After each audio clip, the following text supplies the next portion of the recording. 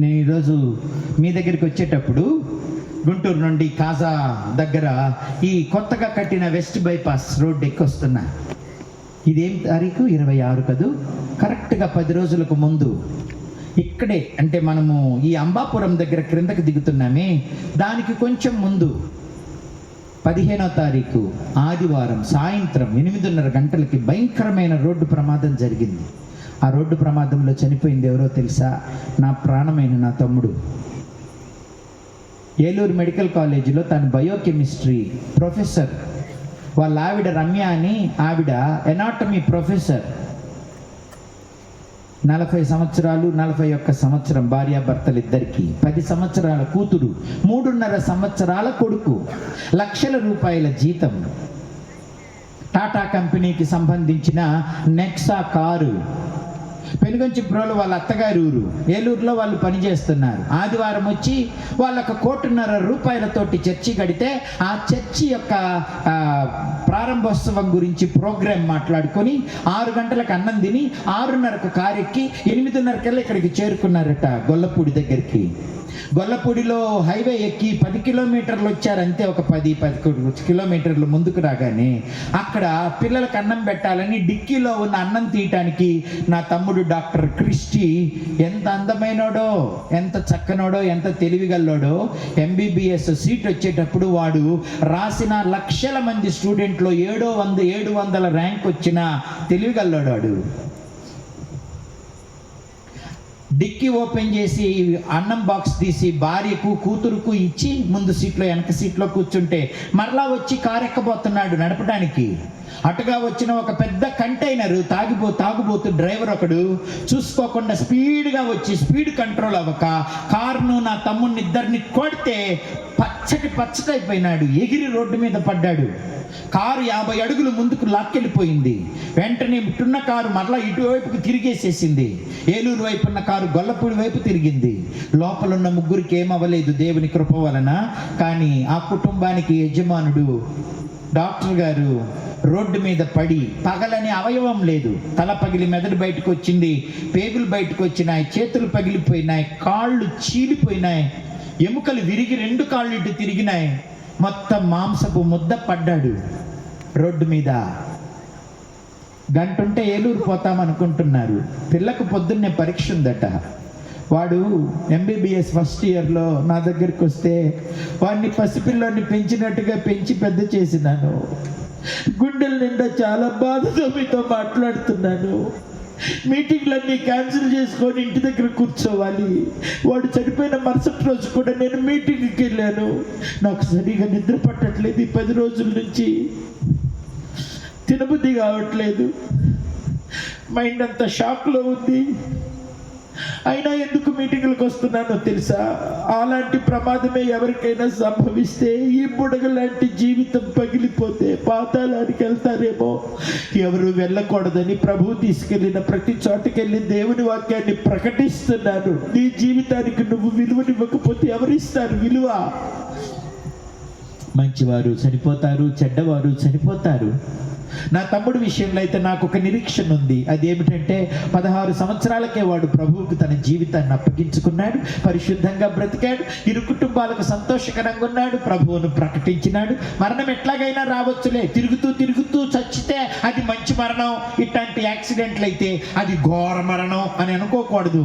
మరణం ఎట్లాగైనా రావచ్చు. ఒకడు పనికి మాలిన దుర్మార్గుడై జీవితకాలం అంతా కొంపలను కూల్చిన వాడు తిరుగుతూ చచ్చిపోవచ్చు. అయితే అది మంచి మరణం అంటారా? వాడి ఆత్మ ఎక్కడికి పోతుంది? ఒకడు పరిశుద్ధుడై ఉండొచ్చు, ఇట్లాగా ప్రమాదంలో చనిపోవచ్చు. ఎట్లా చచ్చిపోయింది కాదు ముఖ్యం, నీ ఆత్మ ఏ స్థితిలో ఉండి మరణించిందన్నది ముఖ్యం. నీవు ఏ క్రియలను కలిగి మరణించావన్నది ముఖ్యం. ఏ విశ్వాసంలో ఉండి మరణించావన్నది ముఖ్యం. నా తమ్ముడు మరణించినా నాకు ఒక నిరీక్షణ, ఏదో ఒక రోజు మరలా దేవుని సన్నిధిలో కలుసుకుంటామన్న ఒక నిరీక్షణ. వాడు నాకంటే ముందు జీవ మార్గంలో నడిచెళ్ళాడు, ఆ మార్గంలో నేను నడుస్తున్నాను. వాడిని చెయ్యి పట్టి నడిపించింది నేనే, నాకంటే ఆ జీవ మార్గానికి ముందుగా వెళ్ళినాడు. వాళ్ళ 10 సంవత్సరాల పాప ఏమని ప్రార్థన చేస్తుందో తెలుసా?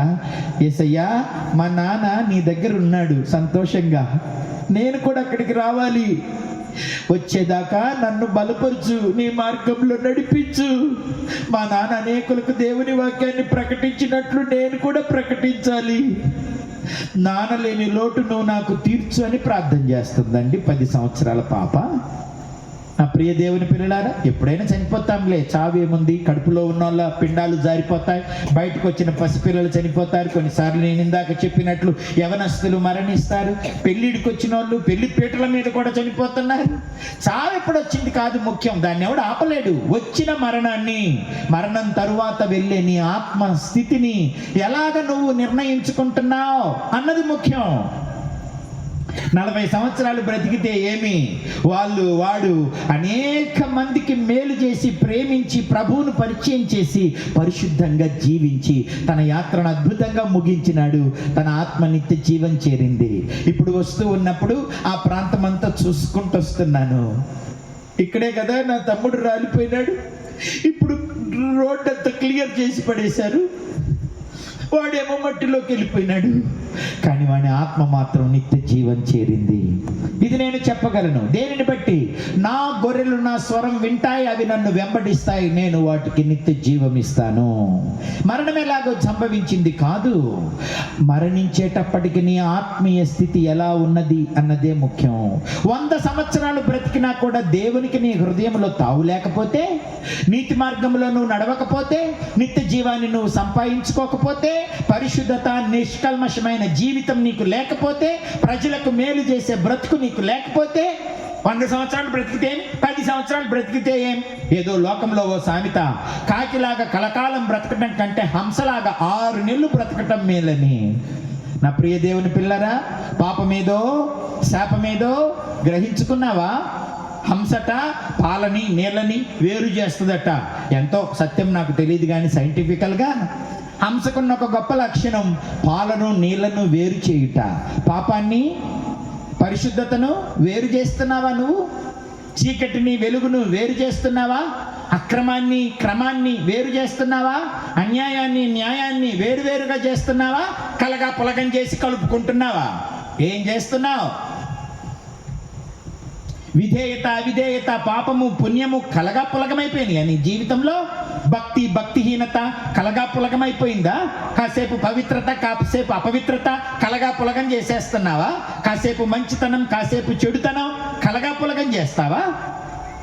కలగా పులగం చేయకూడదు. బ్రతుకుని, పాపాన్ని పరిశుద్ధతను వేరు చేయాలి, అన్యాయాన్ని న్యాయాన్ని వేరు చేయాలి, మేలైన దానిని నువ్వు చేపట్టాలి.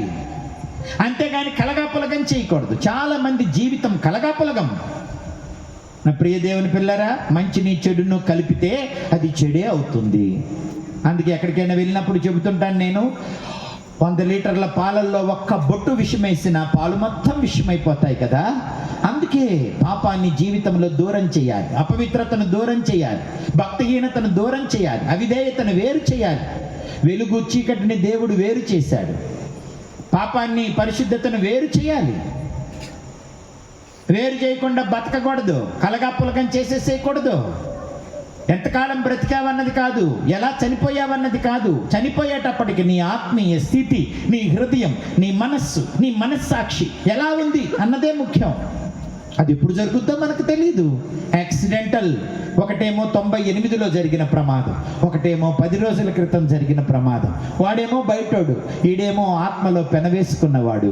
నా ప్రియ దేవుని పిల్లరా, ఎవరికైనా మరణం సంభవించవచ్చు. వాడు ఏమన్నాడు తెలుసా? నీకంటే నేను 9 సంవత్సరాలు చిన్నోని గనక నిన్ను జాగ్రత్తగా పంపించి నీ కార్యక్రమాలన్నీ ఘనంగా చేస్తా, నేను నిన్ను వదిలిపెట్టనన్నా. నన్ను అన్ని విధాలా తీర్చిదిద్దావు కదన్నా, భక్తి నేర్పించావు కదన్నా, వాక్యం నేర్పించావు, నిన్ను గొప్పగా నేను చేస్తానన్నా, నేను ఈ స్థితిలో ఉండటానికి కారణం నువ్వు అన్నాడు. కానీ వాడిని నేనే పాతి పెట్టవలసి వచ్చింది. అనుకున్నట్టు జరుగుతాయా ఏంటన్నీ? అంతా మన చేతిలో ఉందా ఏమిటి? ఆస్తిపాస్తులు, ఉద్యోగాలు ఇప్పుడు ఏమైనట్టు? కారు ఏమో నలిగిపోయింది, ఉద్యోగం ఇప్పుడు వేరొకటిది అయిపోయింది, ఖాళీ అయిపోయింది కదా. ఏలూరు మెడికల్ కాలేజీలో గవర్నమెంట్ పోస్టు, బయోకెమిస్ట్రీ పోస్టు ఖాళీ అయిపోయింది. మరి సంపాదించిన సర్టిఫికెట్లు, కూడబెట్టిన ఆస్తి అన్నీ వదిలిపెట్టి వెళ్ళిపోయినాడు. చివరికి దేహం కూడా వదిలిపెట్టి వెళ్ళిపోయినాడు. ఆత్మను రక్షించుకోవటానికి ఆత్మల రక్షకుడైన దేవుని సన్నిధికి చేరాలి.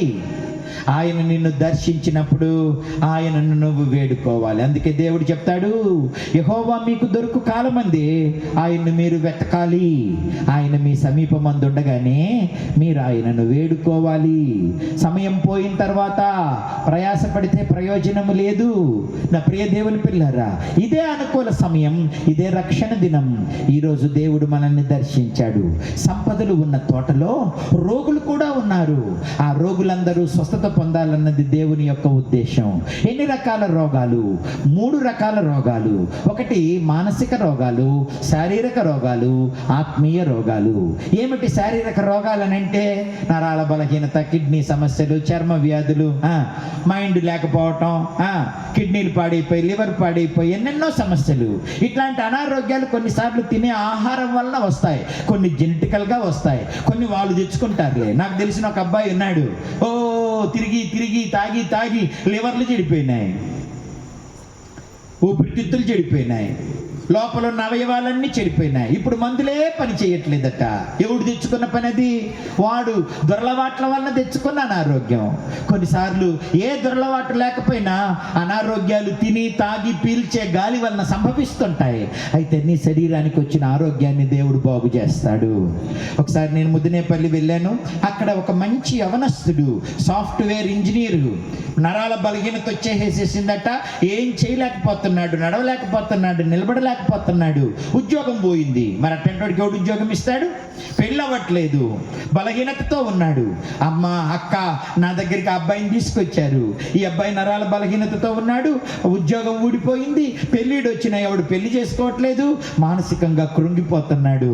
అప్పుడప్పుడు నేను చచ్చిపోతే బాగుండు, నాకేమైనా చచ్చిపోవటానికి మంది ఇవ్వండి అంటున్నాడు. ఇట్లాంటి స్థితిలో వాడిని చూస్తూ మేము నెమ్మదిగా లేమయ్యా, ఒక్కసారి వాడి కోసం ప్రార్థన చేయండి అని అంటే, దేవుని మందిరానికి వచ్చిన ఆ బిడ్డ కోసం ప్రార్థన చేసినాము. ప్రార్థన చేస్తే ప్రభు ఆ బిడ్డను ముట్టి స్వస్థపరిచినాడు. నరాల బలహీనత తగ్గింది. సాఫ్ట్వేర్ ఇంజనీర్కి మరలా వెళ్ళినాడు. చక్కని పెళ్లి చేసుకున్నాడు. ఒక పాపని, సాఫ్ట్వేర్ ఇంజనీర్ని, బాబుని ఎత్తుకొని 2 సంవత్సరాల తర్వాత మరలా నేను మొన్న 28వ తారీఖు ముదినేపల్లి వెళ్తే అక్కడికి వచ్చి నిలవబడ్డాడు. నన్ను గుర్తుపట్టారా అన్నాడు. నిన్ను మర్చిపోతానా బాబు అన్నాను. నరాల బలహీనతతో ఉద్యోగం ఊడిపోయి, అమ్మ నాన్నకు భారమైపోయి, అంత విషయం ఇస్తే చచ్చిపోతారని కారుణ్య మరణానికి కోరుకున్నాను నేను. అట్లాంటి నన్ను దేవుడు బాగు చేశాడు. నా ప్రియ దేవుని పిల్లరా, నాకు ఒక కుటుంబాన్ని ఇచ్చాడు, నాకు బిడ్డనిచ్చాడు, ఉద్యోగం ఇచ్చాడు. నేను ఇప్పుడు చాలా బాగా బ్రతుకుతున్నాను. మీరు వస్తున్నారని తెలిసి మీకు నన్ను నేను కనపరుచుకుందామని వచ్చాను అన్నాడు. నేను ప్రభువుని ఎంతో ఘనపరిచాను. చప్పట్లు కొట్టి దేవునికి స్తోత్రం చెప్పాలి. అట్లా రోగాలు బాగైన వారు ఎందరో. నా ప్రియ దేవుని పిల్లరా, 33 సంవత్సరాల నా పరిచర్య జీవితంలో ఎందరో రోగులు, ఎందరో పక్షవాయము కలిగిన వారు, కిడ్నీలు పాడైపోయిన వారు, క్యాన్సర్ రోగులు ఎందరో బాగైనారు. ఎందుకని? బాగు చేసే శక్తి దేవునిలో ఉంది, నాలో లేదు. ఇట్ట చదివితే కొంతమంది అందరూ పరిగెత్తుకొని వస్తారు, వాక్యం అయిపోగానే నాకు ప్రార్థన చేయి, నాకు ప్రార్థన చేయి,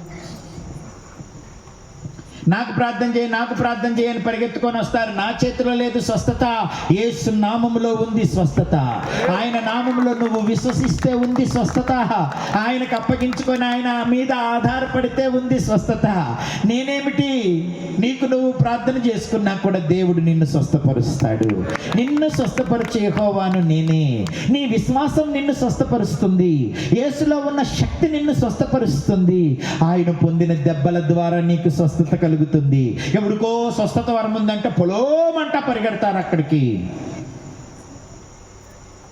ఎవరి దగ్గరికి నువ్వు పరిగెత్తాల్సిన అవసరంలా, నిన్నే వెతుకులాడుకుంటూ నీ దగ్గరికి వచ్చిన నీ యేసును నువ్వు హృదయంలో చేర్చుకుంటే నీకు స్వస్థత కలుగుతుంది. స్వస్థత ఆయనలో ఉన్నది, ఆయన వాక్యములో ఉన్నది, ఆయన నామములో ఉన్నది, ఆయన సన్నిధిలో ఉంది. అందుకే ఆయన సన్నిధి చేరి ఆయన నామాన్ని విశ్వసించి ఆయనకు ప్రార్థన చేసి ఆయన మీద ఆధారపడితే ఎట్టి వ్యాధి గలవారైనా బాగైపోతారు. సకల వ్యాధులు గలవారు 12 సంవత్సరాల రక్తస్రావ రోగం ఉన్న డబ్బంతా అయిపోయి డాక్టర్ల చుట్టూ తిరిగి తిప్పలు పడిందట ఆవిడ. యేసు ఆధారణ వస్తున్నాడని తెలిసింది. అప్పట్లో రక్తస్రావ రోగంతో ఎంతో బలహీనంగా చావ సిద్ధంగా ఉంది. బయటకు వస్తే జనాలు రాళ్లతో కొట్టి చంపుతారు. అదొక అపవిత్రమైన రోగం, మనుషులు అసహించుకునే రోగం. కానీ ఆమె అనుకుంది, నేను మెల్లగా వెళ్ళి యేసయ్య చెంగు ముట్టుకుంటా, నాకు స్వస్థత కలుగుద్ది అనుకొని ఎంతమంది ఆ జనసమూహం కాళ్ళతో తొక్కారో మెల్లగా వచ్చి యేసయ్య చెంగు ముట్టుకుంది. తక్షణమే రక్తధారలు కట్టినాయట. 12 సంవత్సరాల రోగం ఆ క్షణంతో బాగైపోయింది. వెంటనే ప్రభు అన్నాడు, నన్ను ముట్టుకుంది ఎవరు, నన్ను ముట్టుకుంది ఎవరు అంటున్నాడు. పక్కనే ఉన్న పేతురు అన్నాడు, ఈ ఇరుకు రోడ్లలో ఇన్ని వేల మంది మీద కింద పడతా ఉంటే నేనే ఇప్పటికి ఎన్నిసార్లు పడ్డానో, నన్ను ముట్టుకుంది ఎవరు అంటావేంటయ్యా అన్నాడు. మీరందరూ ముట్టుకోవటం కాదు, విశ్వాసంతో ఎవరు నన్ను ముట్టుకున్నారు వాళ్ళ సంగతి నాకు తెలియాలి. మీరు ఎంతమంది పడ్డా ఏం ఉపయోగంలా, నాలో నుంచి ప్రభావం బయటికి వెళ్ళింది, వాళ్ళెవరో నాకు తెలియాలి. ఈమె గడగడ వణుకుకుంటూ ముందుకు వచ్చింది. నీ సెలవు లేకుండా నిన్ను ముట్టుకున్న దాన్ని నేనే. హాస్పిటల్ చుట్టూ తిరిగే డబ్బులన్నీ ఖర్చు పెట్టుకున్నా, అయిన వాళ్ళందరూ దూరమైపోయారు. చావు కోసం ఎదురు చూస్తున్నా. ఉన్న కొద్ది శక్తితో పాక్కుంటూ జనాల కాళ్ళ మధ్యలో తొక్కుకుంటూ వచ్చి నీ వస్త్రం చెంగు ముట్టుకుంది నేనే. బుద్ధి లేదానా, ఎందుకు ముట్టుకున్నా? అపవిత్రాలా, ఎందుకు ముట్టుకున్నా అని అనలేదు ఆయన. నువ్వు ముట్టుకుంటే నేను అపవిత్రమైపోనా అనలేదు. అమ్మా కుమారి, నీ విశ్వాసం గొప్పది, నీ విశ్వాసమే నిన్ను స్వస్థపరిచింది, సమాధానంగా వెళ్ళు. నేను గద్దించనమ్మా, మీ రోగాలు భరించడానికే వచ్చానమ్మా, మీ వ్యసనాలన్నీ సహించడానికి వహించడానికే వచ్చానమ్మా, మిమ్మల్ని బాగు చేయడానికే వచ్చానమ్మా, నేనుంది అందుకే కదమ్మా. విశ్వసించి వచ్చావు, మేలు పొందావు, వెళ్ళు సాక్షిగా అని చెప్పినాడు. నా ప్రియ దేవుని పిల్లరా, దురాత్మల్ని విడిపించి కుదరని రోగాలను బాగు చేసి నిన్ను కుంటుబడి నీ కుటుంబాన్ని నీ ఆదాయాన్ని పాడు చేసి మరణం కోసం ఎదురు చూస్తున్న ఎట్టి రోగులనైనా దేవుడు బాగు చేస్తాడు. బాగు చేయడానికి డాక్టర్లు లేవా, మందులు లేవా అని మీరు అడగొచ్చు. మందులు డాక్టర్లు కొంతవరకే సహాయం చేస్తారు. వాళ్ళు చేతులెత్తినా దేవుడు చేతులెత్తడు, ఆయన చేతుల్లోకి తీసుకొని సహాయం చేస్తాడు. మానసిక రోగులను ఆయన స్వస్థపరుస్తాడు. మానసిక రోగం అందరికీ కనపడదు, అది ఒకలాంటి డిప్రెషన్, యాంగ్జైటీ. ఏమి లేకపోయినా ఏమో వినపడుతుంటాయి, ఎవరో వస్తున్నారు, తొక్కుతున్నారు, చంపుతున్నారు, పిచ్చి పిచ్చి కలలు వస్తుంటాయి. అందుకని మందులను ఆశ్రయిస్తారు. మందులు ఇస్తే 24 గంటలు నిద్రపోతుంటారు.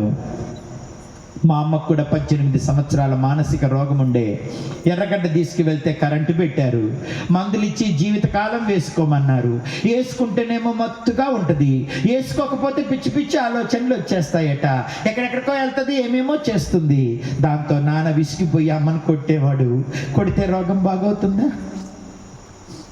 7 పిల్లల్ని మా నాన్న పెంచుకుంటూ వచ్చాడు. అమ్మ చాలా మంచిది, కానీ మానసిక రోగం ఆవిడికి. ఆ పరిస్థితుల్లో ఒక దైవజనుడు మా ఇంటికి వచ్చాడు. ప్రార్థన చేస్తూ ఉండగా ప్రభు కరుణించి బాగు చేశాడు. 18 సంవత్సరాల రోగం కుదుర్చబడింది. నా ప్రియ దేవుని పిల్లరా, మానసిక వ్యాధులైనా శారీరక వ్యాధులైనా అవి మందులకు పని బాగైనా బాగవకపోయినా, ఏ సూపర్ స్పెషాలిటీ డాక్టర్లు వాటిని బాగు చేయలేకపోయినా యేసయ్య బాగు చేస్తాడు. కాబట్టి నీ మనసుకు శరీరానికి ఉన్న ప్రతి రోగం ఆయన బాగు చేస్తాడు. కాబట్టి ఈ రోగాల కోసం నువ్వు దేవుని దగ్గరికి రావచ్చు. ఇంతకంటే ప్రధానమైనది చెప్పాను కదా ఇందాకటి నుంచి, ఆత్మ. ఆ ఆత్మకుంది రోగం. అయ్యా నాకేం మానసిక రోగం లేదు, నాకేం శారీరక రోగం లేదు అని నువ్వు అనొచ్చు. అయితే ప్రతి మానవుడికి ఉన్నది ఆత్మ రోగం. ఆ రోగమే పాప రోగం, అపవిత్రత అనే రోగం. ఆ పాపం వలన వచ్చేదే మరణం. కొంతమంది శరీర రోగాలకు ఇచ్చినంత ప్రాధాన్యత ఈ పాప రోగానికి ఇవ్వరు, ఆత్మ రోగానికి ఇవ్వరు. కొంచెం పాస్ కలర్ మారితే చాలు వెంటనే టెస్టులకు పరిగెడతా. కొంచెం నీరసంగా ఉందంటే టెస్ట్, కొంచెం దొరకొచ్చిందంటే టెస్ట్, కొంచెం నొప్పి వచ్చిందంటే సూపర్ స్పెషాలిటీ హాస్పిటల్కి వెళ్తారు. వద్దని నేను అనలే. శారీరక రోగాలు ఎన్ని బాగైనా, ఏ రోగం రాకుండా బతికినా ఒకరోజు ఈ శరీరాన్ని వదిలిపెట్టాలి కదా. శరీరానికి ఇచ్చిన శ్రద్ధ ఆత్మకెందుకు ఇవ్వట్లేదంటున్నా. ఈ ఆత్మ రోగం చాలా ప్రమాదకరమైనది. ఒకటి క్యాన్సర్ రోగంతో చచ్చిపోయినా పెద్ద ఇబ్బంది ఏమీ లేదు, పాప రోగంతో చనిపోకూడదు. పాప రోగంతో మరణిస్తే వాడు పాతాళానికి వెళతాడు. పాతాళం నుంచి విడిపించబడాలి అంటే పాప రోగం బాగు చేయబడాలి. ఏమిటి ఆ పాపం? ఆజ్ఞాతిక్రమమే పాపం. ఆజ్ఞ ఏమిటి? నీ తల్లిని తండ్రిని సన్మానించు అన్నది ఆజ్ఞ. ఈరోజు ఏ ఇంట్లో చూసినా తల్లిని తండ్రిని తిట్టి కొట్టి బూతులు తిట్టి బయటికి నెడుతున్నారు. నా ప్రియ దేవుని పిల్లలారా, వృద్ధాప్యంలో వారిని నిర్లక్ష్యం చేయకూడదు. ఓ కోడలంట మామను చూడటం కష్టమైపోయి ఎవరూ లేని టైంలో కిరసనాయిల్ పోసి నిప్పంటిచ్చేసిందండి. నెట్తో పాటు మంచంతో పాటు తగలబడిపోయి క్రింద పడిపోయినాడు. షార్ట్ సర్క్యూట్ అంటుందట. షార్ట్ సర్క్యూట్ అయితే ఇంట్లో కరెంట్ అంతా బాగుంది, ఇక్కడేమైనాడు? నా ప్రియ దేవుని పిల్లల పెంచి పెద్ద చేసి ఆస్తులు పంచితే అమ్మా నాన్నను చూడటం భారం అయిపోతుందా? అంత ముద్దు పెట్టలేరా? చిన్నప్పుడు 10 మంది పిల్లల్ని తల్లిదండ్రులు పెంచితే వాళ్ళు ముసలాళ్ళు అయిన తర్వాత ఒక ముద్ద పెట్టడం కష్టమవుతుందా? 4 రోజులు చూడటం కష్టమవుతుందా? మీకు ప్రకటిస్తున్న నేను మా అమ్మకు పరిచర్య చేసే భాగ్యం దొరికింది. ఆమె 1, 2 ఎత్తేసేసి పసి పిల్లలాగా ఆమెను చూసుకున్నాను. అందుకే మీతో చెబుతున్నాను, అలా చూడటాన్ని బట్టి దేవుడు నన్ను ఆశీర్వదించాడు. వృద్ధాప్యంలో అమ్మను నాన్నను ఎప్పుడూ మనము నిర్లక్ష్యం చేయకూడదు. తప్పకుండా వారిని ప్రేమించండి, వారిని పోషించండి, వారికి వైద్యం చేపించండి. ఎందుకనంటే 15 సంవత్సరాలు ఒక్క పైస కూడా మిమ్మల్ని ఆశించకుండా కండలు కరిగించుకొని ఎముకలు అరగబెట్టుకొని వాళ్ళు మిమ్మల్ని పెద్ద చేసినారు. వాళ్ళు వృద్ధాప్యంలో ఎప్పుడూ అమ్మ నాన్నను నిర్లక్ష్యం చేయబాకండి. దేవుడు అన్నాడు, నేను నీకు ఇచ్చు దేశంలో మీరు దీర్ఘాయుష్మంతులు అవ్వాలనంటే నీ తల్లిని తండ్రిని నువ్వు సన్మానించాలి. సన్మానించడం అంటే మదర్స్ డే రోజు ఫాదర్స్ డే రోజు శుభాకాంక్షలు చెప్పటం కాదు. Happy mother's day, happy father's day. మిగతా అన్ని రోజులు ఏడిపిస్తారు, ఎదిరిస్తారు, కష్టపెడతారు, నష్టపెడతారు, వద్దన్నదే చేస్తారు, అవమానం తీసుకొస్తారు, తలెత్తుకోకుండా చేస్తారు.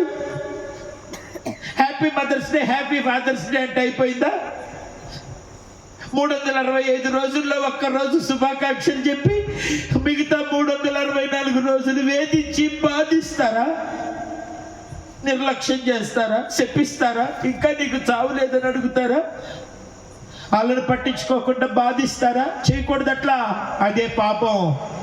అమ్మా నాన్నను నిర్లక్ష్యం చేయటం, ఏటీఎం మిషన్ల లాగా వాళ్ళను వాడుకోవటం, గొర్రెల బొచ్చు కప్పుకున్నట్టు, గొర్రెల కొవ్వు కరిగించుకొని తిన్నట్టు అమ్మా నాన్నను అరగ తీసుకొని తిని ఈరోజు నీ జీవితము నీకు వచ్చిన తర్వాత నా సంపాదన నీకెందుకు ఖర్చు పెట్టాలంటూ మానవత్వం లేకుండా మాట్లాడుతున్నావా? కృతజ్ఞత లేదా?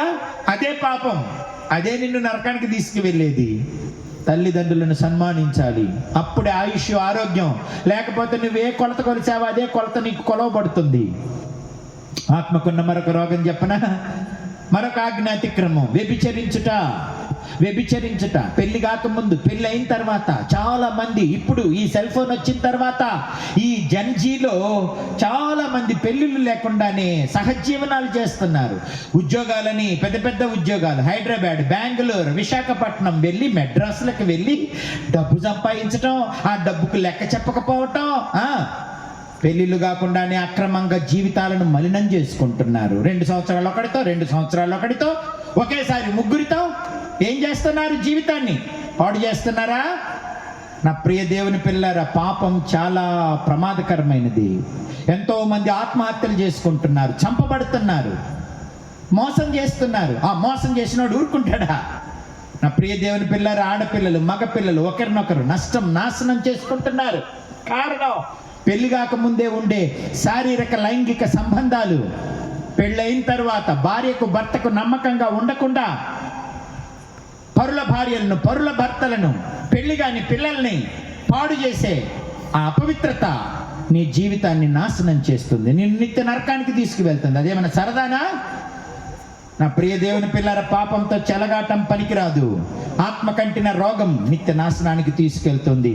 శరీర రోగానికి మందులున్నాయి, ఆత్మ కంటే పాప రోగానికి హాస్పిటల్లో మందులు దొరకవు. ఆ మందు ఒకే చోట దొరుకుతుంది, అది ప్రభు అయిన యేసు క్రీస్తు శిలువ దగ్గర. నా ప్రియ దేవుని పిల్లరా, వ్యభిచారం ఒక రోగం, మత్తు పదార్థాలు ఒక రోగం, అవిధేయత ఒక రోగం, తిరుగుబాటు ఒక రోగం, అబద్ధాలు ఒక రోగం, ధనాపేక్ష ఒక రోగం, విగ్రహారాధన ఒక రోగం, మోసం చేయటం ఒక రోగం, ఈర్ష్య, కక్ష, కుల మత భేదాలు కలుగు చేయకూడదు. మరణకరమైన రోగాలు ఇవన్నీ కూడా ఓ లిస్ట్ మీకు చూపిస్తాను. ఆ లిస్ట్ ఏదైనా మనలో ఉందేమో చూసుకొని సరి చేసుకోవాలి. ఒకప్పుడు ఈ లిస్టులో అనేకమైన రోగాలు నాకు కూడా ఉన్నాయి. పైకి మానసికంగా బాగున్నాను, ఆరోగ్యంగా బాగున్నాను, కానీ ఆత్మలో బహు రోగగ్రస్తుడని అయిపోయినాను. 29వ వచనం రోమాపత్రిక 1వ అధ్యాయం సమస్తమైన 28 నుంచి చదువుతా. మరియు వారు తమ మనసులో దేవునికి చోటియనొల్లకపోయిరు గనుక చేయరాని కార్యములు చేయుటకు దేవుడు భ్రష్ట మనసుకు వారిని అప్పగించెను. అట్టి వారు సమస్తమైన దుర్నీతి చేతను, దుష్టత్వం చేతను, లోపము చేతను, ఈర్ష్య చేతను నిండుకొని మత్సరం, నరహత్య, కలహము, కపటము, వైరము అను వాటితో నిండిన వారై కొండెగాండ్రును, అపవాదకులను, దేవద్వేషులను, హింసకులను, అహంకారులను, బింకములాడువారును, చెడ్డవాటిని కల్పించువారును, తల్లిదండ్రులకు అవిధేయులను, అవివేకులను, మాట తప్పువారును, అనురాగ రహితులను, నిర్దయులను అయిరి. ఇట్టి కార్యములను అభ్యసించువారు మరణమునకు తగిన వారు అను దేవుని న్యాయ విధిని వారు బాగుగా ఎరిగి ఉండి వాటిని చేయుచున్నారు. ఇది మాత్రమే గాక వాటిని అభ్యసించు వారితో సంతోషంగా సమ్మతిస్తున్నారు.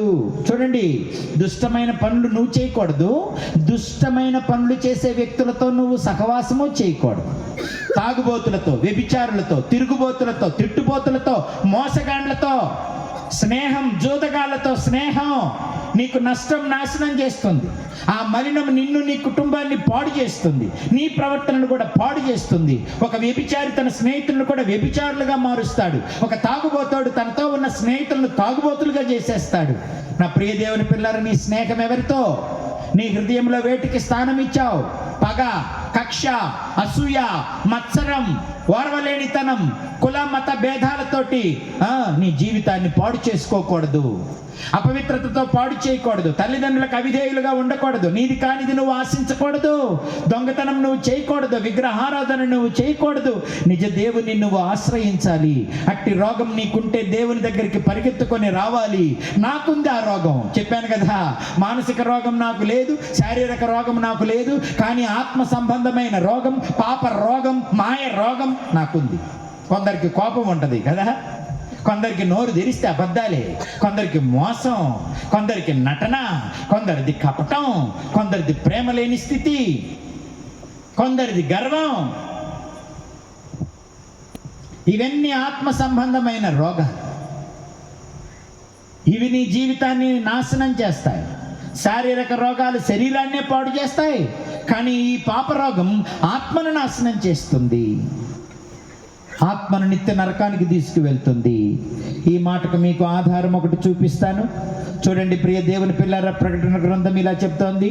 ప్రకటన గ్రంథము 21వ అధ్యాయము 8వ వచనం. ప్రకటన 21:8. పిరికివారును, అవిశ్వాసులను, అసహ్యమైన పనులు చేసేవారు, నరహంతకులు, వ్యభిచారులు, మాంత్రికులు, విగ్రహారాధకులు, అబద్ధికులందరూ అగ్ని గంధకములతో మండు గుండములో పాలు పంపులు పొందుదురు. ఇది రెండవ మరణం. ఈ లోకంలో మరణం మొదటి మరణం. ఆత్మ దేవుణ్ణి చేరకుండా పాతాళానికి, నరకానికి వెళితే అది రెండవ మరణం. ఆ మరణమును తప్పించుకోవాలి. అందుకు ఈ పాపమును ప్రభు దగ్గర ఒప్పుకొని విడిచిపెట్టాలి. ప్రభు మనల్ని క్షమించి రక్షిస్తాడు. ఇదే సువార్త. పాపులను రక్షించుటకు, పాప రోగము దాని ఫలితమైన నిత్య నరకము నుంచి తప్పించటానికే యేసుక్రీస్తు లోకానికి వచ్చాడు. కులాలు మార్చడానికి, మతాలు మార్చడానికి యేసయ్య రాలేదు. నీ ఆస్తిపాస్తులు దోచుకోవటానికి యేసయ్య రాలేదు. విందు వినోదాల కోసం యేసయ్య రాలేదు. తను సృష్టించిన ప్రతి మానవుడు పాప రోగంలో ఉన్నాడు గనక ఈ రోగముల నుంచి విడిపించి మన ఆత్మలను రక్షించటానికే ప్రభు అయిన యేసుక్రీస్తు ఈ లోకానికి వచ్చాడు. సకల రోగులను ఆయన బాగు చేస్తాడు. ఆయనను పాపుల రక్షకునిగా నువ్వు గుర్తించాలి. రోగములను స్వస్థపరచు వైద్యునిగా నువ్వు గుర్తించాలి. మానసిక నెమ్మదినిచ్చే మానసిక వైద్యునిగా నువ్వు గుర్తించాలి. ఆయనకు నీ పట్ల భారము బాధ్యత ఉన్నది. ఆయనను ఎలా గుర్తిస్తున్నావు? గెన్నసరేతు యొక్క భాగ్యము, ఆ గెన్నసరేతుకు కలిగిన స్వస్థత శుభమునకు కారణం ఏమిటో తెలుసా? వచ్చిన వైద్యుని వారు గుర్తించారు. ఆ ప్రాంతపు వారు ఆయనను గుర్తుపెట్టారు. ఏమని? ఈయన స్వస్థపరచువాడు, ఈయన ప్రేమించేవాడు, ఈయన రక్షించేవాడు, ఈయన బాగు చేసేవాడు, ఈయన తారతమ్యం లేనివాడు, ఎందరొచ్చినా అందరినీ బాగు చేస్తాడు, తన మన కుల మత భేదం లేనివాడు అని గుర్తించారు. గుర్తించిన వారు పరిగెత్తుకుంటూ వచ్చారు ఆయన దగ్గరికి. ఈరోజు లోకం యేసయ్యను గుర్తిస్తుందా? ఈరోజు కూడా యేసయ్యను లోకం గుర్తించట్ల. ఇంత సువార్త ప్రకటించబడుతున్న 2026 సంవత్సరాల నుంచి ఏమని అంటున్నారు? యేసయ్య మాలోళ్ళకు దేవుడు, యేసయ్య మాదిగోళ్ళకు దేవుడు, యేసయ్య తెల్లోళ్ళ దేవుడు, యేసయ్య యూదుల దేవుడు, మన దేవుడు కాదంటున్నారు. కానీ యేసయ్య గురించి ఏం చెప్పబడుతుంది? యేసుక్రీస్తు అందరికీ ప్రభువు, ఆయన సర్వలోకానికి దేవుడు, మనందరిని సృష్టించిన తండ్రి, మనందరి భారాలు మోసేవాడు, తల్లి మరిచినా తండ్రి మరిచినా మరువనివాడు, విడువనివాడు, ప్రాణ స్నేహితులు దూరమైన దూరం అవనివాడు, ప్రతి వారిని రక్షించేవాడు. యేసయ్య నువ్వేం అర్థం చేసుకుంటున్నావు? ఇంకా మాల మాదిగలకు కట్టేశావా యేసయ్యని? తెల్లోళ్ళకి బ్రిటిష్ వాళ్ళకి కట్టేశావా యేసయ్యని? నిన్ను తల్లి గర్భంలో రూపించిన వాడు ఆయన, నిన్ను పోషించి నడిపించేవాడు ఆయన, తారతమ్యం లేనివాడు ఆయన, ప్రతి వారిని రక్షించేవాడు, నిత్య నాశనం నుంచి తప్పించేవాడు ఆయన.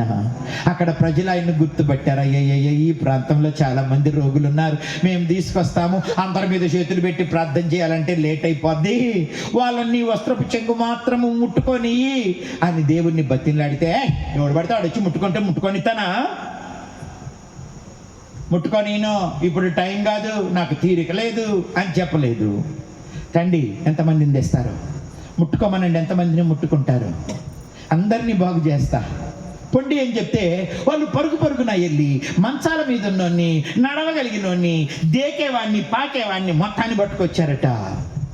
ఆయన నిలువుటంగి వేసుకొని ఆ రోడ్డులో నడుస్తుంటే, నేను ముట్టుకోవాలంటే ఒక్కొక్కడిని ముట్టుకోవాలి కదా, నన్ను 100 సార్లు ఒకేసారి ముట్టవచ్చు కదా, మీరందరూ వచ్చి ఒకేసారి పట్టుకోవచ్చు, ఊరికట ఏడు పెట్టినా తగులుతా సందులో నుంచి అయినా.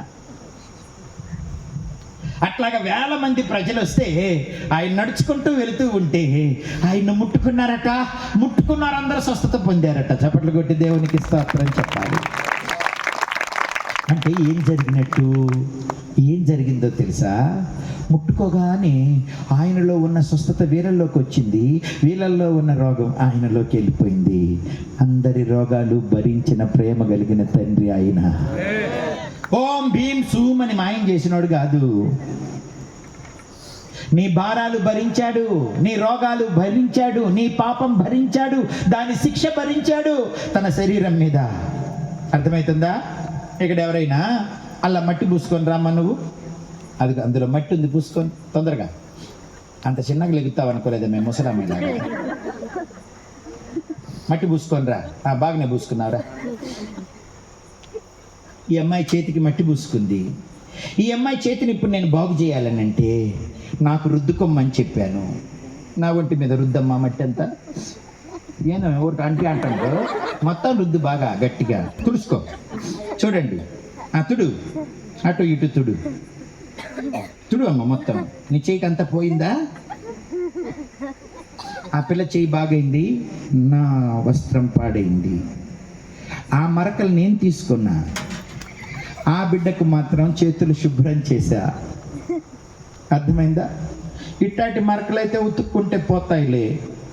పాపమే కనుక నేను భరిస్తే ఆ పాపానికి జీతం మరణం, నేను చావాలి. ఆ రోగాలు నేను తీసుకున్నాను. ఆ పాపం, ఆ వేదన, ఆ బాధ, ఆ అవమానం, ఆ నిందలు అన్నీ యేసయ్య తీసుకున్నాడమ్మా. పల్లకిల్లో తిరిగినవాడు కాదు, భుజాలెక్కి మోసినవాడు కాదు, పెళ్ళిళ్ళు చేసుకొని సుఖపడ్డాడు కాదు. ఆకలిని అనుభవించాడు, వస్త్రహీనతను అనుభవించాడు, అవమానాలను అనుభవించాడు. మనందరి పాపాలు తాను భరించినాడు, మన శిక్షంతా ఆయన మోసినాడు. నిన్ను పవిత్రపరచడానికి, నిన్ను రక్షించటానికి, నీ రోగం తొలగించటానికి, నీ పాపం తొలగించటానికి అన్ని తన మీద వేసుకున్నాడు. ఇట్ట మలినపోయిన గుడ్డను ఏం చేస్తాడు? బండకేసి మోదరు. ఇట్లాంటి గుడ్డను మరలా ముఖానికి దుడుచుకుంటాను. ఈ గుడ్డను నేను, ఈ మురికైన గుడ్డని ఇసిరేయమా?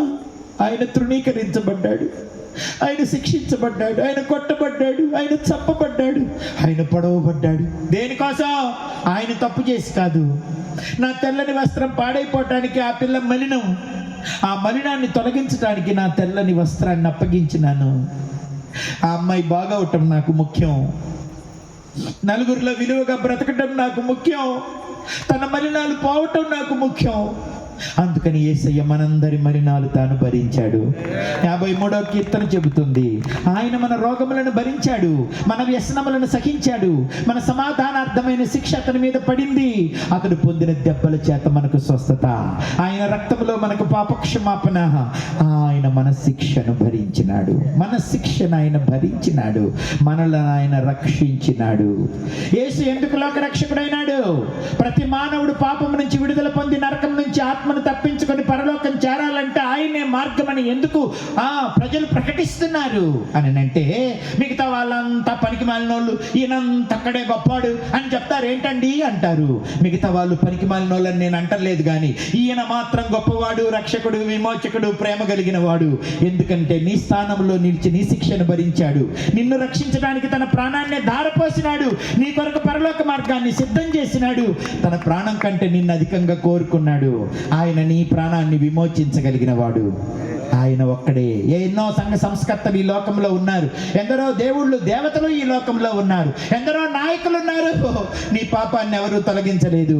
యేసు ఒక్కడే మనందరి పాపాలను భరించినాడు, మన వ్యసనాలన్నీ సహించినాడు, మన రోగాలు భరించినాడు, మరణాన్ని జయించి తిరిగి లెగిశాడు. మరణం తరువాత పరలోకంలో నువ్వు ఉండటానికి నీ కొరకు నిత్య నివాసాన్ని సిద్ధం చేస్తున్నాడు. ఈయనొక్కడే లోకానికి రక్షకుడు, ఈయనొక్కడే లోకానికి నిరీక్షణ, ఈయనొక్కడే నిన్ను తన ప్రాణం కంటే అధికంగా ప్రేమించి నీ ప్రాణానికి విలువనిచ్చిన వాడు. చప్పట్లు కొట్టి దేవునికి స్తోత్రం చెప్పాలి. ఈ ప్రాణప్రియుడిని నెట్టేస్తావా? ఈ రక్షణను నిర్లక్ష్యం చేస్తావా? ఈ త్యాగమూర్తిని తృణీకరిస్తావా? నీ కొరకు ఏమీ చేయని వారిని మాత్రం హత్తుకొని వెంబడిస్తావా?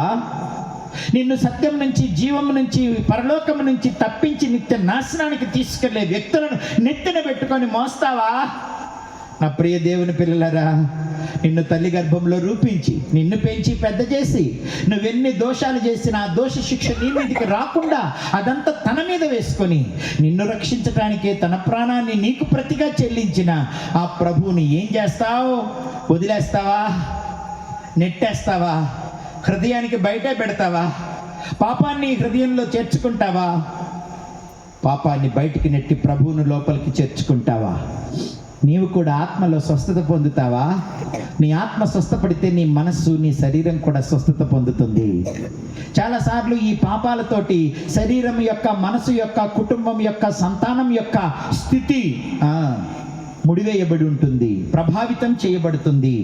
అందుకే ఒకని ఆత్మ శుద్ధి అవ్వాలి, ఒకని పాపం శుద్ధి అవ్వాలి. అది వానికి, వాని కుటుంబానికి మేలు చేస్తుంది. ఒక సంఘటన చెప్పి నేను మిమ్మల్ని ప్రార్థనలోనికి నడిపిస్తాను. ఒకసారి ఒక అమ్మాయి ఇట్లాగే ప్రేమ కలిగిన కూతురు ఎప్పుడు ప్రైవేట్ క్లాసులకు పోతున్నానని చెప్పి వాళ్ళ నాన్న దగ్గర $1000 తీసుకొని వెళ్ళిపోయి పొద్దున్నే వచ్చేదట. ఓ రాత్రి అలాగే వెళ్ళింది బయలుదేరి. కానీ ఆ అమ్మాయి ఎప్పుడు ప్రైవేట్ క్లాసులకన్నా వెళ్ళిన ప్రతిసారి పబ్బులకి వెళ్ళి బాగా తాగి ఫ్రెండ్స్తో విచ్చలవిడిగా తిరిగేదట. నాన్నకు మాత్రం నీతిమంతురాల్లాగా కనపడుతుంది, పెద్ద చదవరిలాగా, జాగ్రత్త కలిగిన దానిలాగా, మాటల్లో మాత్రం భలే బాధ్యత కలిగిన దానిలాగా ఉంటుంది. కానీ రాత్రి వేళ నాన్నను వదిలిపెట్టి ఫ్రెండ్స్ దగ్గరికి వెళ్ళినప్పుడు నీచమైన, నికృష్టమైన కార్యాలన్నీ చేస్తోందట. బాగా తాగిన అమ్మాయి, ఒక అమ్మాయి, ఆ రోజు ఆ అమ్మాయి తన స్వాధీనంలో లేదు. ఆగవే ఆగవే అంటున్నా కూడా ఆగకుండా కారు వేసుకొని వెళ్తూ రాంగ్ డైరెక్షన్లో వెళ్తుందట. పోలీసు వాళ్ళు చూసి వెంటబడి పట్టుకుని పట్టుకున్నారు, కార్ని సీజ్ చేస్తే నేనెవరో మీకు తెలుసా అంటూ మీదబడి కొట్టి రక్కి బట్టలు చించి కొరికిందంట వాళ్ళని. ఓవర్ స్పీడ్ రాంగ్ డైరెక్షన్లో పోయినందుకు ఒక కేసు, ఇప్పుడు మీదబడి కొట్టి రక్కి బట్టలు చించినందుకు 2వ కేసు పెట్టారట. ఎందుకు ఈ అమ్మాయి ఇలా ప్రవర్తిస్తోంది, చూడబోతే ఉన్నత కుటుంబానికి సంబంధించిన అమ్మాయి లాగుంది, కానీ ఇట్ట చేస్తుంది ఏంటి, తాగిందా అని టెస్ట్ చేస్తే ఆల్కహాల్ తారాస్థాయిలో తాగిందట. అందుకని డ్రంక్ అండ్ డ్రైవ్ 3 కేసులు పెట్టారు. రానంటున్న పోలీసులు పట్టుకొని ఈడ్చుకెళ్ళి జైల్లో పెట్టారట. పోలీస్ స్టేషన్లో పెడితే పొద్దుటికెళ్ళ మత్తు దిగిపోయి ఆంటీ నేను ఇక్కడున్నా అంటుందట. అప్పుడు వాళ్ళు అన్నారట, రాత్రి చేసిన రాద్ధాంతమంతా చూడవమ్మా అని ఆధారాలతో సహా వీడియోలు ఫోటోలు మొత్తం చూపించారట. సిగ్గుతో తలంచుకొని నెక్స్ట్ నన్ను ఏం చేస్తారు అనిందట. నిన్ను తీసుకెళ్ళి కోర్టులో నిలబెడతాం, జడ్జి గారు పరీక్షించి కావలసిన శిక్ష వేస్తారు అనిందట. ఎక్కడికన్నా తీసుకుపోండి కానీ మీ దండం పెడతా, కోర్టుకు మాత్రం తీసుకుపోబాకండి అంటుందట. అప్పుడు వాళ్ళు అన్నారట, ఎక్కడికైనా ఎట్ట తీసుకుపోతాం, కోర్టుకు వెళ్ళాల్సింది, ముద్దాయిలందరూ వెళ్ళాల్సింది కోర్టుకే, రానంటే ఎట్ట కుదురుద్ది, అయినా ఎందుకు రానంటున్నావు అని అంటే ఈ పిల్ల నిందంట, కోర్టులో ఉన్న జడ్జి గారు మా నాన్నగారి అనిందట. కోర్టులో ఉన్న జడ్జి మా నాన్న, ఇప్పుడు దాకా ఆయన మోసం చేసి ఆయన డబ్బులన్నీ ఖర్చు